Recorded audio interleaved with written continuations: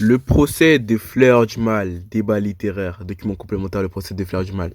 Le contexte. Publié en 1857, le recueil poétique Les Fleurs du Mal fait scandale. Baudelaire y présente une esthétique nouvelle où la peinture de la beauté se mêle à celle du mal.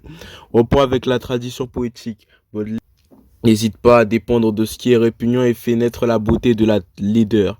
Ainsi, dans une charogne, il écrit avec sensualité un cadavre d'animal en putréfaction, allant jusqu'à le comparer à la femme aimée. En rupture avec les romantiques qui exaltaient la nature, le poète est fasciné par la ville et le montre notamment dans ses tableaux parisiens. On réduit souvent le recueil à ses poèmes provoquants obscènes, mais l'écriture poétique de Baudelaire est aussi traversée par la recherche d'un idéal. Quelques mois après le procès de Madame Bovary, le recueil est attaqué pour outrage aux bonnes mœurs. Les protagonistes du procès. Le scandale commence avec cet article publié dans le Figaro. Texte A. On ne vit jamais gâté si follement d'aussi brillante qualité. Il y a des moments où l'on doute de l'état mental de Monsieur Baudelaire. Il y en a où l'on n'en doute plus. C'est la plupart du temps la répétition monotone et préméditée des mêmes mots, des mêmes pensées.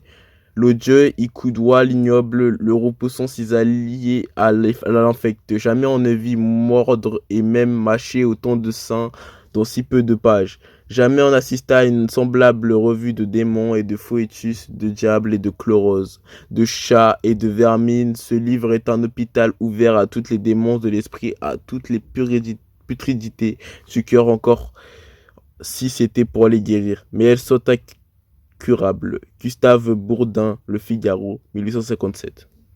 Les accusateurs des Fleurs du Mal. Ernest Pinard, procureur. De nombreux journalistes critiques littéraires de l'époque, notamment dans Le Figaro. Les défenseurs des Fleurs du Mal. Charles Baudelaire, écrivain. Victor Hugo, écrivain. Jules Barbet d'Aurevilly, écrivain. Charles Augustin Sainte-Beuve, critique. À la belle aux cheveux d'or, l'invitation au voyage, Modesta et Rabunda, la cloche, l'ennemi, la vie antérieure, le spleen, 1857 de Profondis Clamavi. 28. Remords posthume, le guignon, la Béatrice, l'amour et le crâne. Une note accompagne cette publication expliquant que ces poèmes traitent des passions humaines et des penchants humains et qu'ils ont surtout vocation à informer les lecteurs pour élargir leurs réflexions sur leurs comportements moraux. 1857.